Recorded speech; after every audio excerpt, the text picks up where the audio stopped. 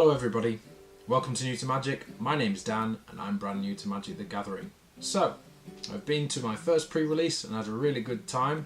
Thank you very much again, Geek Retreat, that was a really great day. If you've never been to a pre-release before and are interested in going, I would highly recommend it. Pre-releases seem to be a good way to get a hold of the cards from new sets the week before, and also, most importantly, to play against a lot of people in one go. I learned so much from going for my day in Glasgow for the pre-release just because I played against so many people.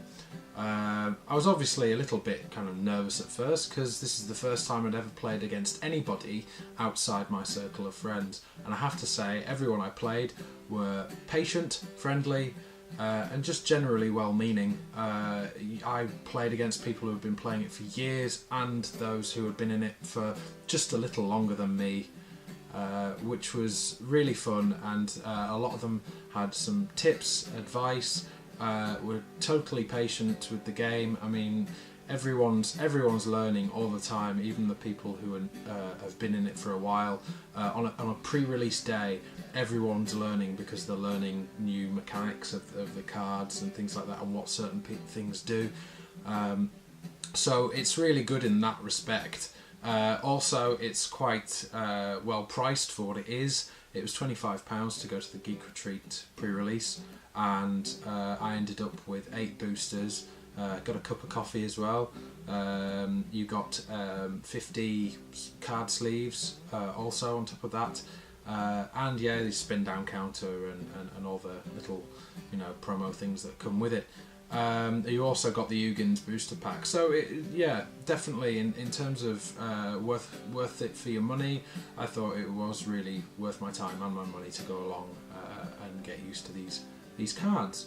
So, without further ado, I'm going to show you the deck that I created on my pre-release day. So I'm going to give you a guided tour of what I put together. I drew a number of games with this. I only won one round and I lost a couple. For a first go, just winning one was kind of nice, but I had some very, very close games with this deck.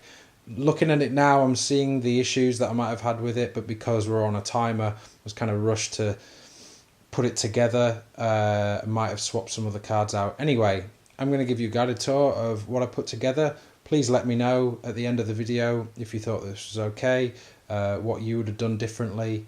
So like or comment and share and do what you want. So first up is Sandstep Mastodon. I got this in my seeded pack, and it saved me quite a few times actually.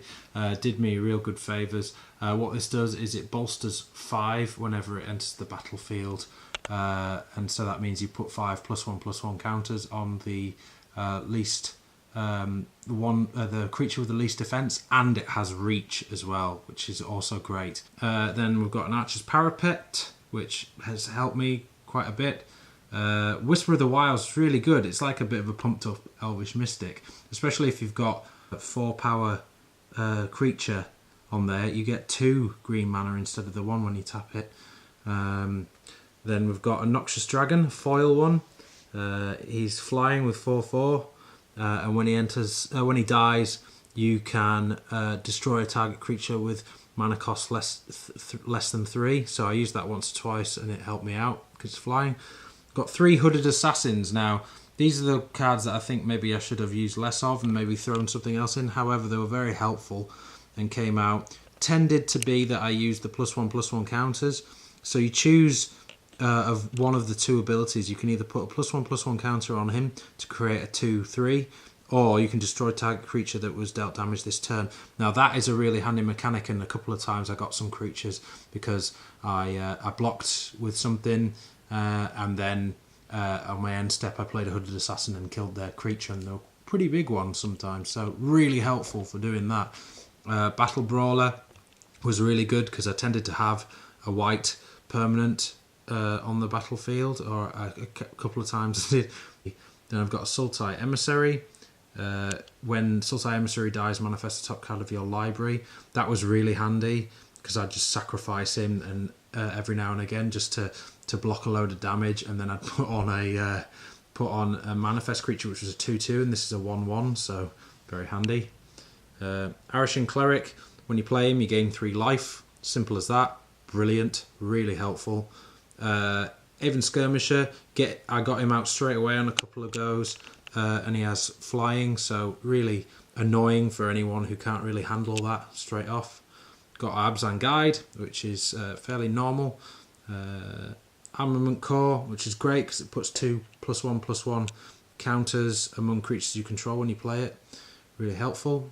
And then for the spells and enchantments, we've got Frontier Siege. This is really helpful. You can choose 2 abilities. I tended to choose Karns because it gave you 2 mana, and so it really ramped up, especially when you play it next to this. You can get big creatures out quickly, and I did on a couple of goes. It was really good. Formless Nurturing was really handy. Manifest the top card of your library and then put +1/+1 counter on it, so you've got a 3/3. And then if it's a creature, you can turn it up for its casting cost. So any of these you could do that with. Return to the Earth. Destroy target artifact, enchantment, or creature with flying. I came up against a few dragons, and this helped out massively, and I got it played on me a couple of times as well. Really good card. Shamanic Revelation. Draw a card for each creature you control, and then you gain 4 life for each creature you control with power 4 or greater. Played this once with its full effect, and it was very handy. But drawing a card for each creature you control, especially when you've got about 4 or 5 creatures, is very good when you're suddenly running out of cards in your hand. Dousing Gloom helped me a couple of times. Dousing Gloom deals 2 damage to target creature and you gain 2 life. Really good for killing small creatures and then giving you a bit more life.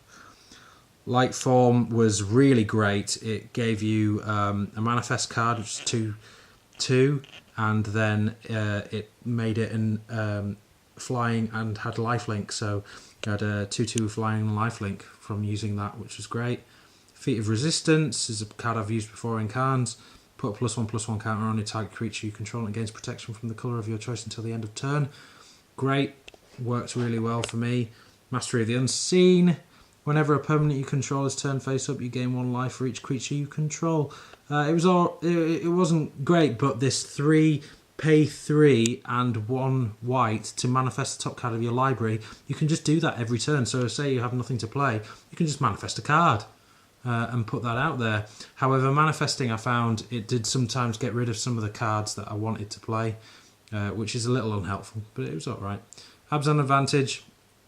Target player sacrifices an enchantment, bolster 1. I never got to use it because anyone I played against didn't tend to use enchantments. So yeah, didn't use it. It didn't come in helpful, unfortunately.